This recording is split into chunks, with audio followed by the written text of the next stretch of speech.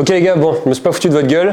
Je vais préparer une petite presse avec sans prétention les conneries que j'ai faites, principalement, et j'espère vous donner des éléments pour éviter que votre sourcing se transforme en cauchemar, comme ça a pu l'être chez à peu près n'importe quel e-commerçant qui importe. Alors bon, je pensais la faire en arrivant, donc maintenant vous commencez à me connaître. Je m'appelle Valentin, je suis le fondateur de cette marque que vous avez vu en bas, qui sont des bains froids, tout simplement. Mais avant de faire ça, sachant que j'ai commencé ce projet qu'il y a 2 ans, en 2018 j'ai démarré le dropshipping, comme bien à l'ancienne, en 2018, comme vous connaissez tous.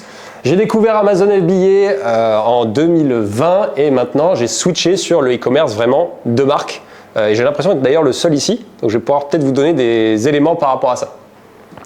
Alors pour revenir un peu sur l'histoire et d'où ça vient, j'ai été pompier en 2015 à Marseille pendant 5 ans et voici une photo du meilleur jour de ma vie, le jour où on m'a remis mon casque. J'étais la réussite de la famille, on est militaire depuis des générations, tout le monde était fier de moi et j'étais parti pour faire 40 ans là-dedans et j'étais hyper heureux de rentrer dans cette industrie. Mais ça s'est pas passé comme ça. Un jour, j'ai lu ce bouquin, peut-être certains, je vois des sourires, certains l'ont vu. Je voulais voyager à l'époque et j'ai tapé sur Google comment gagner 200 € de plus par mois. Et on m'a dit lis ce livre et là, mon paradigme qui est travail, cotise, la retraite, la baraque, les enfants a explosé. Et je pense que si vous êtes dans cette salle, vous comprenez pourquoi. Donc je suis tombé sur ces vidéos. En 2018, un fameux Yomi Denzel, les premières vidéos de dropshipping. Et donc c'est parti, je sors 2000 balles de mon portefeuille, let's go pour devenir millionnaire. Je démarre avec cette formule que vous connaissez tous, hein. Shopify, Oberlo, AliExpress, Facebook Ads. Et du coup, tout s'est passé comme prévu. Voilà. Après 1 mois et 1200 balles d'ads, voilà à peu près le résultat. Donc j'avais un peu le seum, je vous cache pas, mais ça m'a servi à mettre le pied à l'étrier. Je me suis dit, bon, il y a certainement des choses en plus qu'il faut apprendre pour maîtriser, parce qu'il y en a d'autres qui arrivent, il n'y a pas de raison que tu sois plus con que les autres. Et à une conférence, j'ai découvert un type qui s'appelle Olivier Alain, et qui parlait de la vente sur Amazon. Alors en dropshipping, j'avais plein de problèmes, délai de livraison de 3 semaines, qualité pourrie, client pas content, impossible de scaler ce truc. Mais sur Amazon, apparemment, Amazon s'occupe de la livraison, s'occupe du service client, la pub est intégrée, il s'occupe de trouver des clients pour seulement 15% de commission. Eldorado, let's go. Donc j'ai commencé avec une marque de vin, celle-là, fabriquée en France, pas très loin de chez moi, etc. Bon, vous vous doutez sûrement comment ça s'est passé. Voilà, au bout d'1 an, la cargaison ne se vendait pas, j'ai dû baisser les prix, tout vendre à Noël, ça coûtait une montagne de fric en stockage chez Amazon. Donc j'ai décidé de monter une autre marque, une marque de café de spécialité. J'aime bien les marques, hein. Donc ça se vendait 25 € les 2 paquets de café sur Amazon, toujours fabriqué en France, petit torréfacteur du coin, bonne qualité. Et même constat, 1 an plus tard, je dois tuer toute la cargaison une fois de plus, ça ne se vend pas. Bon, je commence à trouver un peu le temps long, je vous cache pas, mais un jour, je monte un petit savon au lait de chèvre. C'est un produit tellement connu maintenant sur Amazon que c'en est presque une blague. Pour la petite histoire, c'est un shooting que j'ai fait et j'ai appris 5 minutes avant le shooting que la mannequin était mineure et qu'on allait prendre des photos avec elle sous la douche, à moitié à poil. Voilà. Mais ça a marché. Ça a marché à tel point que j'ai créé une marque de cosmétiques, j'ai fait des shampoings solides, des shampoings liquides, des crèmes, bref, tout un truc. Je commence même à vendre aux États-Unis. Ceux qui n'ont pas vendu sur Amazon, il faut savoir que c'est assez facile de vendre aux États-Unis. Et du coup, ça s'est super bien passé. C'est là où j'ai commencé à faire mes premiers millions, à devenir le numéro 1. Et même Jeff Bezos m'a appelé pour venir déjeuner avec lui. Ça, c'est comme ça que je l'imaginais. La réalité était totalement différente. Le conteneur que j'ai rempli et que j'ai envoyé aux États-Unis est mort sur le trajet. C'était des produits naturels, sans produits pour conserver. Et en fait, ça n'a pas survécu au transport. Et quand ils ont ouvert le conteneur, tout était mort. Tout à l'intérieur était mort. J'ai mis 8-10 mois à récupérer la trésorerie pour faire tout ça. Mais un jour en Thaïlande, je prends un bain froid. J'ai été viré des pompiers entre-temps parce que j'étais tombé malade, j'avais un système immunitaire pourri. Et ça m'a aidé à aller beaucoup mieux. Mais pour fabriquer une marque de bain froid, il fallait sortir de la France, il fallait aller en Chine. Et c'est là où j'ai fait mes premiers débuts vers ce monde mystérieux, plein d'inconnus. Donc là, les trucs que je vais vous présenter, l'objectif, c'est que vous soyez pas comme ça, mais qu'au moins, même si je suis pas du tout le plus expérimenté de la salle, il y en a certains d'entre vous qui sont beaucoup plus calés, j'espère pouvoir vous donner au moins à chacun un truc avec lequel vous pourrez repartir. Alors, astuce numéro 1, ça paraît évident, il faut trouver un bon fournisseur. Alors, comment je trouve un bon fournisseur, perso? Pas besoin d'aller en Chine, j'y suis encore jamais allé, j'y vais pour la première fois en novembre. Je commence par en contacter 10, il y en a 5 qui me répondent, il y en a 2 qui ont une communication toute pourrie. Je commande 3 échantillons et à la fin, sur les échantillons, vous en avez 2 qui ne correspondent pas du tout à ce à quoi vous avez demandé. Bossez avec ce mec-là, tout simplement parce qu'on ne transforme pas un âne en cheval de course. Si le mec n'a pas compris du premier coup, pour moi, vous allez perdre du temps à aller travailler avec d'autres personnes. Autre chose, des éléments de culture chinoise, la plupart d'entre vous, vous avez tous bossé avec des Chinois, ils ne savent pas dire non, c'est terrible. Donc, perso, je ne pose jamais de questions où la réponse c'est oui ou non. Je ne dis pas, est-ce que vous pouvez faire ce produit? J'ai dit, de quel matériau est-il fait? Combien vous en avez en stock? Essayez toujours d'avoir des réponses comme ça, sinon, pour moi, vous risquez de perdre du temps et finir comme ce jeune sourceur qui est en fait un super commercial, mais derrière, tout est pourri. Vous connaissez ça. Voilà. On ne transforme pas un âne en cheval de course. Les gars que je connais qui essaient d'améliorer leur fournisseur parce qu'il est pas cher, parce qu'ils aimeraient beaucoup bosser avec lui, etc. pour le prix, ils ont beau forcer, essayer d'éduquer le mec, ça foire toujours. À moins que quelqu'un d'autre ait un autre feedback. Pour moi, même si le gars est plus cher, c'est des emmerdes en moins en SAV que vous payerez après. Les critères sur lesquels je les sélectionne, forcément, il vous faut le prix pour que vous soyez rentable. La qualité, encore une fois, si vous avez de la qualité, c'est du SAV, des retours et des emmerdes en moins. La communication, parce que si vous parlez à une chèvre, vous allez avoir des gros problèmes au niveau des commandes et ça va vous faire perdre du temps. Et enfin, là, Étienne, c'est pour toi, les certificats plus test report. Si votre produit est soumis à un certificat CE, il vous faut 2 documents, un certificat de conformité et un test report. Les 2. J'insiste bien. Donc, si vous vendez des produits pour les enfants, des produits électriques, des équipements de protection individuelle, même des verres à bière, vous devez avoir un certificat CE. Vous pouvez soit le faire vous-même, ça coûte entre 7 et 8 000 € plus les échantillons en Chine, soit votre fournisseur là. S'il manque un seul et 2 documents, il n'a rien. Quand vous recevez le document, vérifiez que le document est au nom de l'entreprise à qui vous parlez parce qu'ils se le volent entre eux. Et enfin, vous pouvez même aller sur le site du laboratoire, vous rentrez le numéro du certificat et vous vérifiez s'il est vrai et s'il n'a pas été bidouillé. Et si vous voulez même aller encore plus loin, vous pouvez vérifier que le laboratoire est accrédité par l'organisme d'État. Moi, je fais tout parce que moi, je plonge des gens dans de l'eau avec de l'électricité. Si jamais il y a un problème, ça va vite se sentir. Qui ne connaît pas ce logo? Parfait, bon j'arrête. Si vous utilisez WhatsApp, oubliez de discuter avec les Chinois avec WeChat. Alors, vous allez avoir des emmerdes avec les Chinois. Il y a toujours des emmerdes avec les Chinois. Il y a un truc qui n'était pas prévu. C'est toujours comme ça. La réaction qu'on a envie d'avoir au début, en tout cas surtout moi, c'est celle-là. Gueuler, s'embrouiller. Si vous faites perdre la face à un Chinois, vous êtes mort. Il va vous oublier, il ne voudra plus parler avec vous, il va se braquer. Et en fait, c'est du business. Parfois, ils vont faire des conneries. Il faut accepter de faire des concessions, selon moi. Dire, ok, tu t'es trompé sur la taille de mes bains, ils sont plus petits que prévu. Bon, en fait, je vais pas mourir. Allez, c'est bon, je prends. Mais la prochaine fois, de mon expérience, c'est donnant. Quand, à force de forger une relation avec les Chinois, finalement, au début, ils me disaient, écoute, on s'est planté sur tout. C'est pour ta gueule, c'est à prendre ou à laisser. Maintenant, ils disent, bon, d'accord, les sacs, on les a fait trop petits, c'est notre faute. Allez, c'est pour nous. Ne jamais s'énerver avec les Chinois. Ça, c'est une idée pour trouver des fournisseurs qui ne sont pas sur Alibaba. La Chine, c'est un grand pays, mais c'est des petits réseaux. Donc, si vous cherchez des produits similaires, demandez à vos fournisseurs, est-ce que tu connais quelqu'un qui fabrique ça? Et c'est comme ça que moi, j'arrive et je trouve des usines qui ne sont pas référencées sur Alibaba en utilisant le réseau de vos fournisseurs actuels. Pareil, si vous cherchez un freight forwarder, un transitaire, n'importe quoi, demandez à vos contacts sur place. Ça, c'est des petits plus pour renforcer la relation. Je pense qu'aller voir ses fournisseurs quand vous commencez à travailler avec eux, ça permettra de dire « Eh oh, moi je ne suis pas comme les autres, moi je viens jusqu'à chez toi ». Je pense que ça peut débloquer des choses. J'offre des cadeaux à Noël, des petits sachets de thé livrés directement en Chine. Pareil, l'idée c'est d'être un client différent pour qu'on réponde plus vite, pour négocier plus facilement. Même parfois je ne négocie pas et on m'envoie un prix en me disant « Pour info, je te l'ai négocié de X $. » Et enfin, l'idée, ils ont toujours cette notion de business partner. Ils ne veulent pas que tu sois un client one time. Il faut leur donner une sensation que tu vas rester là sur le long terme. C'est vraiment quelque chose qu'ils recherchent. Et bien sûr, pro tips, ceux qui sont allés en Chine, Mathieu pourra le confirmer, évitez les sujets, la politique, la police, ils sont tous surveillés, ça va les mettre très mal à l'aise.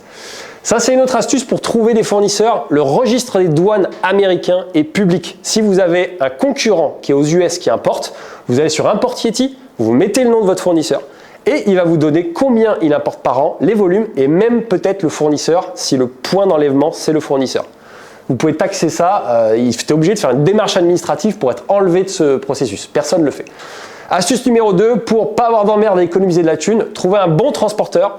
Il y a 3 solutions. Il y a l'avion. L'avion, c'est super cher, ça met 15 jours.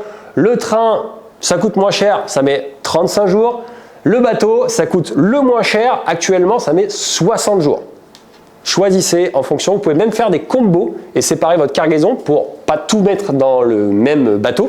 Parce que, vous pouvez demander à Chris, parfois la cargaison peut se perdre. Alors, où trouver un bon fournisseur? J'ai testé ces 4 solutions, je vais vous donner la meilleure dans un instant. Soit vous demandez directement un devis en DDP à votre fournisseur et il vous envoie la cargaison, les droits de douane sont payés et vous utilisez le volume de votre fournisseur. Soit vous passez par un transitaire directement en Chine. Parfois, les entrepôts, quand vous stockez, sont connectés à un transitaire en France et une marketplace de transitaires. Freightos, vous tapez votre point de départ, votre point d'arrivée et il vous dit tous ces mecs-là, ils peuvent te livrer. Pour moi, le meilleur, c'est le fournisseur. J'ai pas réussi à le battre en termes de prix, temps et emmerde. Parce que si jamais il y a besoin d'un papier, si vous utilisez une autre des 3 solutions, il va falloir que vous le demandiez au fournisseur et que vous le donniez par exemple. Tandis que si vous passez en direct avec votre fournisseur, finalement, j'ai pas eu trop d'emmerde. Souvent, c'est assez rapide. S'il y a besoin de quelque chose, il se démerde. Finalement, parfois, il faut revenir au plus simple. Pour économiser sur le transport, regroupez les marchandises. Si vous avez 2 usines, plutôt que de faire 2 envois, vous allez payer des frais fixes. Par exemple, la déclaration en douane, vous allez en faire 2. Vous pouvez tout ramener dans un entrepôt. Je peux vous donner une adresse si vous voulez. Et vous faites un départ là-dedans. Évitez de transporter de l'air. Ça, je vais vous le montrer juste après. Ça, c'est exactement tout ce qu'il ne faut pas faire si vous transportez des palettes. Quand vous allez avoir une cotation, c'est au mètre cube. Donc, c'est-à-dire qu'en gros, ils vont vous facturer tout ça. Donc, tout l'air qui est autour. Donc essayez toujours, les Chinois peuvent faire des palettes sur mesure, vous pouvez leur demander pour que vous ayez pile la largeur du carton et vous allez économiser de la thune. Ne commandez pas de stock, ça va permettre que vous immobilisiez pas trop de cash dans votre stock, tout simplement. Combo air-mer, vu que vous avez peu de stock, si jamais vous avez une grosse demande d'un seul coup, vous allez devoir réapprovisionner. Donc vous pouvez prendre 20% de votre cargaison, vous la livrez par air, elle arrivera vite et le reste arrive par la mer et vous allez faire la marge que sur la mer en général. Et enfin, évitez les périodes de congestion. Il y en a une qui arrive là, s'il y en a qui n'ont jamais trop importé jusqu'à maintenant. Noël, les prix explosent. Et après, il y a le nouvel an chinois en janvier. Donc, il y a une période de 3 mois pendant laquelle, niveau prix et délai, vous vous faites défoncer. Donc, essayez à la fin de l'été d'anticiper vos stocks pour Q4. Ça, c'est l'évolution du prix du conteneur. Le point le plus haut, c'est le Covid. Là, on est déjà là, pour info. Ça, c'est actuel, je l'ai téléchargé à 2 jours. Donc, si vous n'avez pas importé depuis quelques temps, soyez pas étonnés d'avoir des cotations quand même vachement élevées. Enfin, comment stocker? Alors, soit vous faites comme n'importe qui au début, vous mettez les palettes dans le salon. Normalement, si votre meuf est à peu près normale, elle va vous déchirer. C'est normal. Et vous avez d'autres solutions. Moi, perso, j'utilise un 3PL en France. Ceux qui ne savent pas ce que c'est un préparateur de commande. Vous utilisez le stockage, mais si vous avez un client, même pour des palettes, même pour du high ticket, vous pouvez expédier depuis chez lui, sachant que vous bénéficiez de ses tarifs de transport en France avec son volume. Donc même si vous payez le stockage, finalement vous payez l'envoi moins cher et ça évite de stocker chez vous. Si vous aimez partir à Bali pendant 2 semaines et que vous ne pouvez plus envoyer, votre business est à l'arrêt. Tu travailles avec qui? Doc Avenue. En business. Pareil, je donne tous les contacts après, n'hésitez pas à me demander. Je ne les donne juste pas maintenant, sinon c'est trop long. Vous pouvez stocker en Chine, c'est ce que je fais pour les envois internationaux. Plutôt que d'expédier d'abord en France, vous allez payer puis à l'étranger. Gardez-le en Chine, les coûts de stockage sont moins chers. Vous stockez à Hong Kong ou à Shanghai, il y a une offre de transport partout dans le monde. Et vous pouvez expédier direct depuis la Chine et vous aurez souvent les mêmes délais de livraison. Et enfin, pour ceux qui vendent sur Amazon, vous pouvez stocker chez Amazon, mais stocker qu'une petite partie. Parce que si vous restez plus de 6 mois, 1 an, vous allez avoir des frais de stockage longue durée et ça fait super mal. Hein, Chris? Comment ne pas importer de la merde? Alors ça, c'est notre hantise à tous, surtout si vous faites du high ticket. Vous importez un produit, il est défectueux, ça peut même blesser les gens, ça peut détruire la baraque. Bref, vous voulez surtout pas ça, donc comment vous pouvez vous en protéger? Pour moi, ça me semble être la base de la base de la base, mais quand je discute avec des e-commerçants, pas grand monde le fait. C'est un contrôle qualité. Vous envoyez Tao, c'est son vrai nom. Tao, il vient à l'usine, il va gonfler 20% de votre marchandise, il va la tester, il va mettre de l'eau, il va vérifier qu'il n'y a pas de fuite, il va vérifier que le logo ne se décroche pas, il va vérifier qu'il n'y a pas des enfants ou des Ouïghours qui travaillent dans votre usine, et il va vous envoyer un rapport de 60 pages. Ça va être vos yeux dans l'usine. Tout ça pour $280 pour l'inspection de toute une cargaison. Encore moins cher, si vous demandez à Mathieu, il a des plans encore moins chers. Moi, je vous conseille perso, même si j'importe une seule unité, je la fais vérifier. Toujours, toujours, toujours. Voilà, c'est tout ce que j'avais à vous dire. Je vous ai partagé mes petits tips. Profitez aux autres. Ouais. Par rapport en fait, au contrôle qualité, Ouais. le document qui nous est fourni, le rapport, Ouais. donc en France, c'est à quelle valeur ça? C'est que c'est... Aucune. C'est que pour toi, pour mieux dormir la nuit. Et Dieu sait que tu dors bien la nuit. Donc ça veut dire qu'en cas de litige, en cas de souci... Merci pour le tac. Ouais. Donc ça veut dire qu'en cas de litige, Ouais. en cas de souci avec un produit qu'on a importé, donc ce document-là, il ne va pas nous permettre... Si la marchandise elle part pas. Non, en fait, t'as dit, moi, ce que je fais, c'est qu'en fait, quand je fais produire la marchandise, je paye 30% en général, je envoie le contrôleur dès que j'ai le rapport, je m'assure que tout est OK, je paye le solde. Mais sinon, je le fais pas tant que tout n'est pas... Non, mais sinon ta cam elle part pas. Et en fait, du coup, ils corrigent et à leurs frais, généralement, ils repayent l'inspecteur pour qu'il repasse, contrôler que tout est OK. Sachant que cette année, moi, sur tous les contrôles que j'ai fait, il n'y en a pas un seul où il n'y a pas eu un truc à redire. Pas à la bonne taille, les sacs qui avaient doublé de volume, un accessoire manquant dans tous. En fait, une usine, il y a un turnover de ouf. Donc les process, des fois, ils ne suivent pas et il y a toujours un raté. Du coup, c'est eux qui payent le contrôle qualité ou après c'est... Tu payes le contrôle qualité, il paye le deuxième s'il a raté. Généralement, c'est comme ça, eux ils payent. Valentin, culturellement, ils sont comment les Chinois entre eux? Est-ce qu'ils sont assez solidaires pour quand même te faire partir de la merde? Moi, j'ai un cas, c'est ce que je racontais tout à l'heure à Valentin. J'avais envoyé un contrôleur. Et le contrôleur, il est arrivé à l'usine, il a demandé des ronds au commercial. Il dit vas-y, donne-moi des ronds si tu veux pas que je te défonce le contrôle et tout, ou si tu veux que je t'arrange le truc. Et le commercial m'a appelé, ouais, machin, le mec il veut de la thune et tout. Donc, faut faire gaffe. Après, moi je switch avec deux V-Trust et Tesco aussi. Mais voilà. Tu fais des contre-expertises, c'est ça? Ouais, ça arrive des fois. On envoie deux. Quand c'est des grosses. Ouais. Si c'est de la marchandise très sensible, vous pouvez faire inspecter l'usine avant de bosser avec elle. Vous pouvez faire ce qu'on appelle une pre-shipment inspection quand la marchandise est finie. Vous pouvez même envoyer le mec au moment où il charge le conteneur pour vérifier qu'il n'y ait pas d'embrouille. Vous pouvez tout inspecter. Et c'est vous qui donnez les tests. Après, vous avez un feedback de vos clients. Vous apercevez que telle pièce, elle foire à chaque fois. Vous dites au fournisseur de changer ça. Et vous précisez au contrôleur, tu vas checker cette pièce. Et c'est comme ça que vous améliorez votre produit à chaque commande. Et quelle est les charges du contrôleur à chaque fois? Ouais, tu le changes. Les 20% de la cam qui va checker avant que ça parte, il le fait en mode hasard, un peu comme les douaniers. Ouais. La Tu même peux choisir une full quantité pour inspection. Tu peux choisir une full inspection, là ils contrôlent tout, mais c'est plus cher. Soit tu fais une full, soit tu fais une partielle. Alors, si c'est du high ticket, vous faites toujours une full. Si vous avez 3 pièces à 30 000 la pièce, faites du full. Maintenant, si vous avez des jouets en plastique et que vous les commandez par de 30 000, déjà votre fournisseur il va pas trop aimer parce que c'est de la main d'œuvre qui vous met gratos à disposition du temps que ça lui prend. et le temps que ça lui prend. Normalement, il ne le fait jamais payer. Et aussi vous allez payer parce que $280 c'est un homme une journée. Forcément, 30 000 pièces, un mec ça suffit pas. Donc c'est par tranche. Vous allez payer $280 à chaque fois que vous rajoutez un mec. Donc, tous les tiers dont on parle, ils ont toujours tout intérêt à ce que tout se déroule bien pour la longévité de la relation. Ouais, et puis quand vous dites dès le début, quoi qu'on fasse ensemble, il y aura un contrôle qualité à la fin, le gars sait qu'il ne peut pas vous filer de la merde. Ça lui ferait perdre, il préfère que tout se passe bien. Même l'argent. Parce que lui, eux, au fond. Moi, je vous le conseille très très fortement, surtout si vous êtes sur des trucs ultra sensibles. Enfin, si vous vendez des 5000 balles à un distributeur, ça va pas peser lourd si tu en fais produire 10, qu'il y a un mec qui arrive et qui teste que tout marche bien, la carte, tous les systèmes, etc. etc. Donc Tao, c'est l'équivalent de l'huissier que tu fais venir pour checker. Sauf qu'il n'a aucune valeur juridique. Sans valeur juridique, je parlais. C'est une valeur juridique. En fait, on ne peut pas dire que ça n'a pas de valeur juridique vis-à-vis de la... Si demain, ta tondeuse, elle explose et tu tues un gosse, tu es responsable. On ne va pas aller chercher chez moi. Par contre, devant un juge, on va te demander quand même qu'est-ce que tu fais. Est-ce que tu as acheté un truc sur Alibaba au hasard ou est-ce que tu es un pro? Déjà. Donc le fait que tu montrais que tu as fait un travail d'analyse au maximum, on va t'enlever énormément de fois. Ensuite, tu peux t'assurer. Une entreprise, ça s'assure. Vous allez voir un assureur, n'importe qui, là-bas, vous portez le portier, vous lui demandez, voilà, si mon produit explose, le pire des cas qui puisse arriver, est-ce que vous pouvez le couvrir? Combien ça coûte? Une responsabilité civile professionnelle, ça s'appelle. Voilà. Ça, c'est dedans. Si votre produit explose, c'est dans la RC Pro. Moi, si un mec qui rentre dans ma froid et il meurt, il fait un arrêt cardiaque, c'est la RC Pro. Je suis assuré pour ça. Vous pouvez y aller tranquille. Tuer des gens. J'ai une question. Ouais. C'est quoi l'avantage de WeChat comparé à WhatsApp?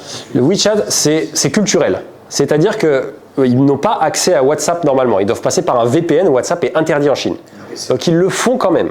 Mais c'est une manière de mettre un pied dans leur culture à eux. WeChat, c'est spécial. C'est le croisement entre WhatsApp et Instagram. C'est comme avec TikTok du coup.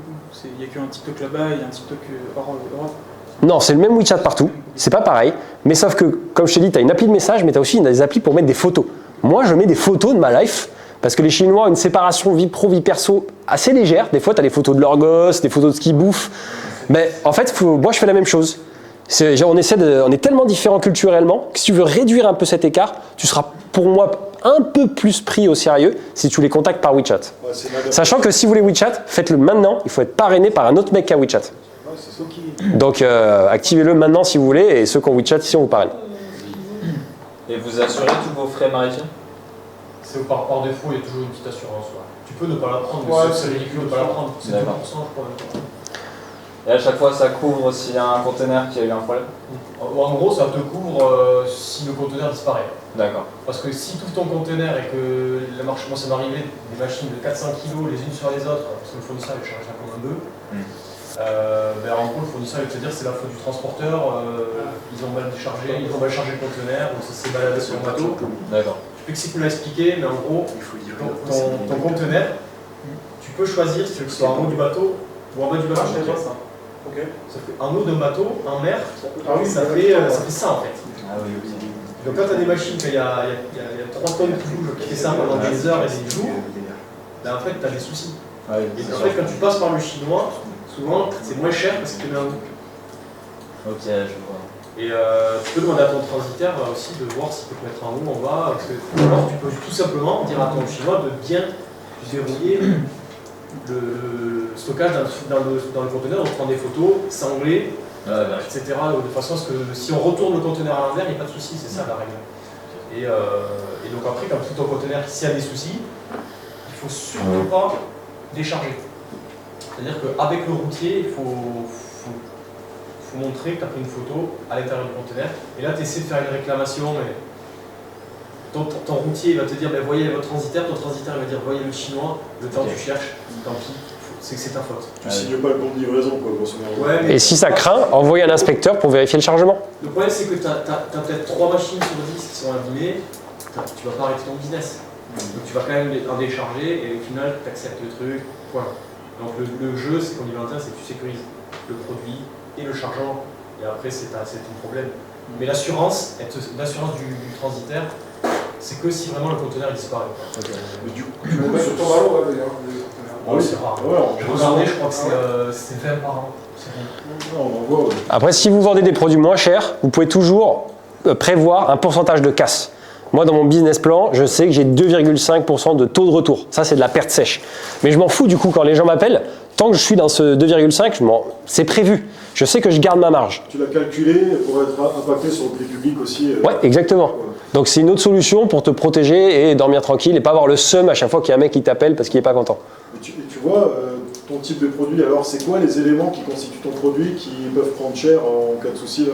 Alors, pas sur le petit qui est en bas, mais moi j'en ai un avec un groupe de refroidissement, avec de l'électronique, de l'électricité, des tuyaux d'eau, un écran. Bah, si tu le lâches, bam, l'écran est fissure, terminé. Et comment tu le sécurises dans ta Dans des caisses en bois renforcées en polystyrène. Et qui est toujours à part de l'unité Et le tout sur palette. Si vous avez des produits sensibles, moi perso, je suis la team toujours sur palette. J'ai travaillé et je déchargeais des camions quand j'étais gamin. Les télés, on se les envoyait comme ça. Par contre, une palette, on ne peut pas se l'envoyer. C'est forcément un mec avec un Fenwick qui vient et qui l'apporte. Produits sensibles, palette. Et ça serait de lester la palette avec le produit par-dessus, qui soit indissociable et qui soit transporté de telle manière. Non, mais après, De lester. C'est toujours ça, c'est cinglé en fait. Ouais. En fait, C'est filmé ou sanglé. Quand t'envoies comme ça, en fait, sur mesure. Ah, parfois, ils arrivent même à faire des coffrages en bois, carrément. Ils te font une armure en bois tout autour. Ça, encore une fois, si vous stockez dans un entrepôt, votre fournisseur aussi, ils savent très bien le faire. En général, ils savent très bien enlever le moindre centimètre carré d'air, ils sont habitués. Après, souvent, quand tu travailles avec les. En fait, en Chine, dis-toi qu'il y a 3 niveaux de fournisseurs qui font le même produit. Tu as le niveau 3, c'est le fournisseur, tu vas rien demander. Ça va arriver prêt à être dans un magasin. Le truc, tu peux le vendre à n'importe qui comme ça, tu n'as même pas besoin de contrôler. Surtout les produits, ça n'existe pas. Peut-être les mêmes 3, ça n'existe pas forcément comme ça, c'est des produits un peu très nichés. Mais sur plein d'exemples comme ça, tu trouveras 3 types de fournisseurs. Tu as le fournisseur intermédiaire qui est un petit. Le produit est bon, mais sur le transport c'est catastrophique et il y a quelques rebuts. Et après, tu as le dernier, le niveau 1, lui c'est le fin fond de la Chine. Les mecs ils sont en tongs toute la journée, ils bricolent et il n'y a rien qui est pareil. Par contre, tu as un prix de ouf. Soit tu essaies de travailler avec ce fournisseur-là, ça peut, hein, parce que tu peux vraiment gagner beaucoup d'argent. Bon, ça m'est arrivé et des fois j'y reviens parce qu'en fait c'est super intéressant et au final tu as trouvé un process à venir pour te débrouiller, finalement ça va, ça se fait. Soit tu laisses tomber et tu passes sur un fournisseur qui fait le job. Et si tu trouves pas, mais tant pis, tu fais pas cette niche parce qu'il n'y a que des bras cassés sur cette niche. Voilà, des fois c'est comme ça. Hein. Moi, je vis trop mal le stress des coups de fil avec le truc marche pas, il est cassé, la pression de la clientèle pour des produits qui valent cher. Moi, je pars direct, je cherche le top 1. Quitte à payer plus cher et être un peu premium et tout, trop d'emmerde. T'as les trading companies. Plus cher et moins cher. T'as trading company, en gros, c'est un chinois qui sait super bien parler anglais, qui a les coutumes européennes, voilà, et qui va tout mettre joli. Sauf qu'en fait, lui, il travaille avec le fournisseur 1. Voilà. Donc en fait, il arrive à faire du marketing sur de la merde. Bah, les trading companies, ça peut être, tu peux en trouver des bons. Si tu veux des petits volumes, ça, en général, tu vas toujours passer par les trading companies parce que les usines ne voudront pas bosser avec toi.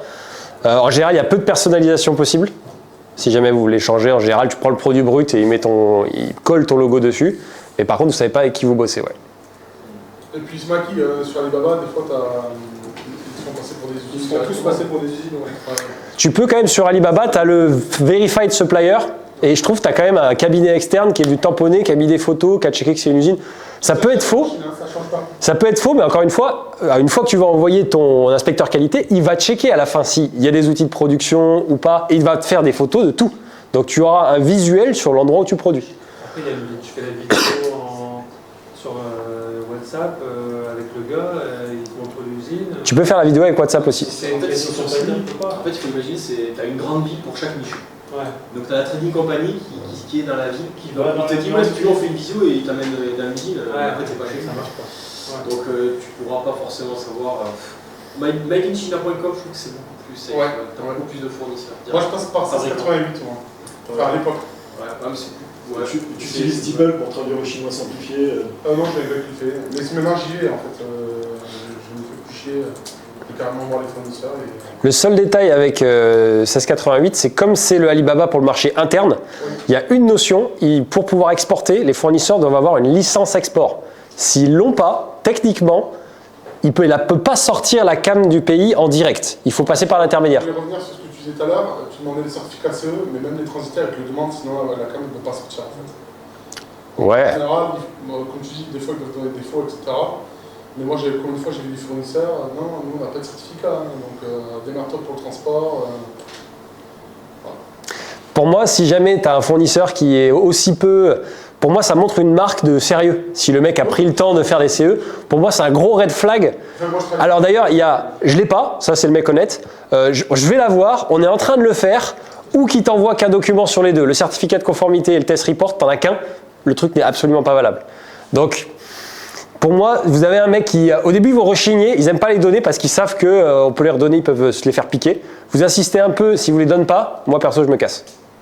Vous faites ce que vous voulez, moi c'est comme ça que je fais. Avoir une marchandise bloquée en douane alors que vous avez un client qui a déjà payé, stress.